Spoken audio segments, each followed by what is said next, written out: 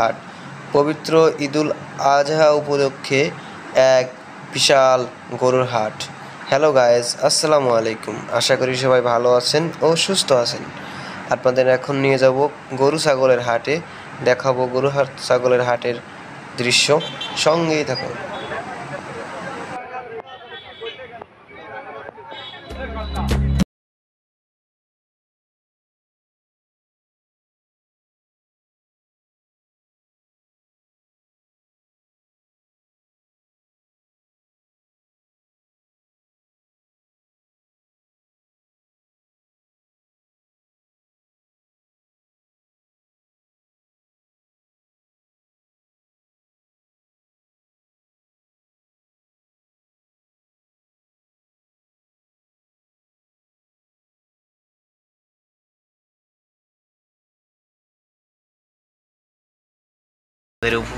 Video উপভোগ করার জন্য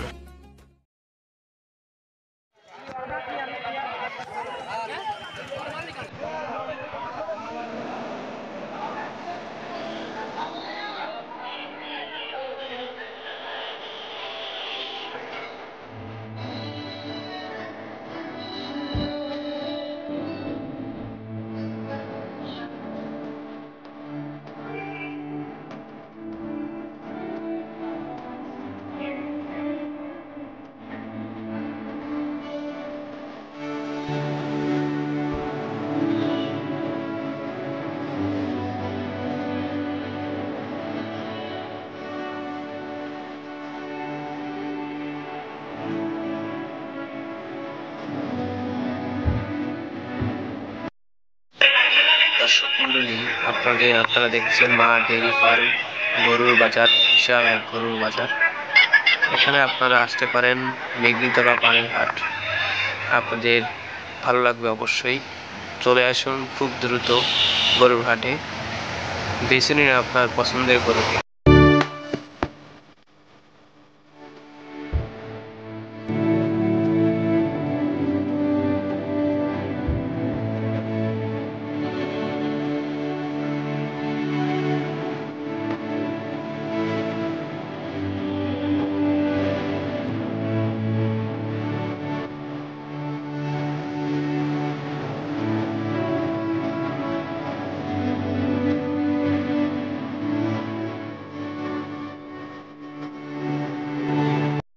দর্শক, আমরা উপস্থিত হয়েছি গরুর হাট বাজারে। আপনাদের দেখানোর চেষ্টা করছি গরুর হাট বাজারের যে পরিস্থিতি। আমাদের সঙ্গে থাকুন।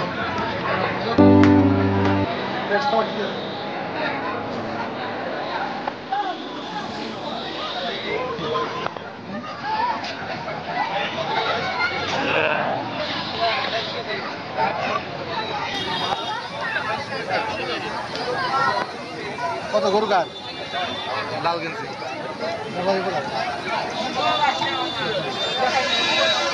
নিজেকে বাড়ির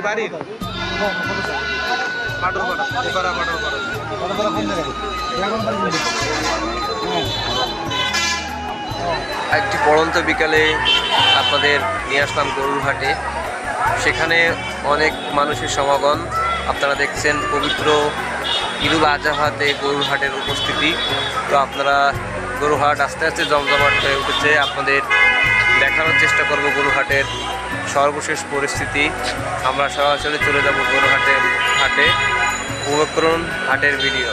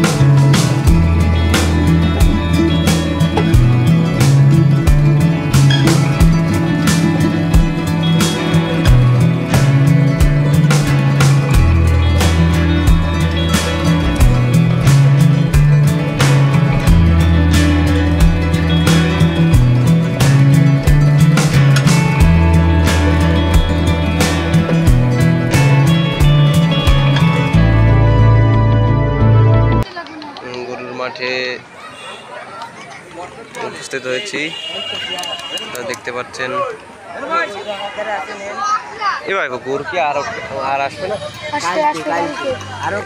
গরু এত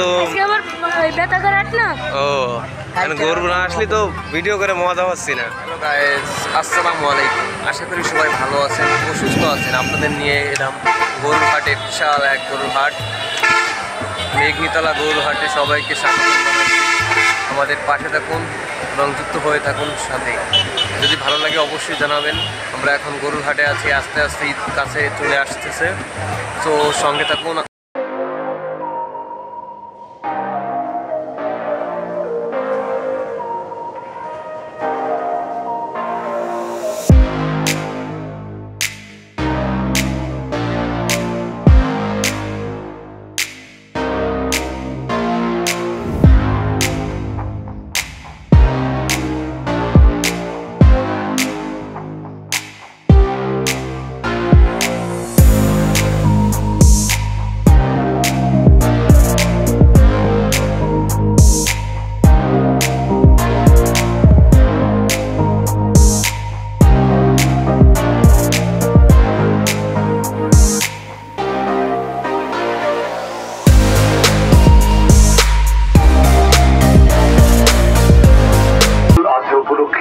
পশু কোরবানির মাধ্যমে মুসলমানেরা এক অপূর্ব ত্যাগের মহিমায় উদ্ভাসিত হয়ে আত্মশুদ্ধি করে থাকেন।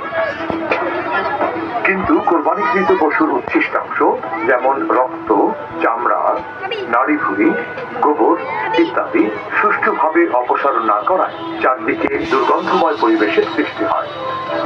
শুধু তাই নয়, নর্দমায় বর্জ্য ফেলার কারণে বিভিন্ন ধরনের রোগ জীবাণু চারদিকে ছড়িয়ে পড়ে, আক্রান্ত হয় মানুষ। অনেক সময় অতিরিক্ত বর্জ্যের চাপে নর্দমা বন্ধ হয়ে যাওয়ার আশঙ্কা থাকে।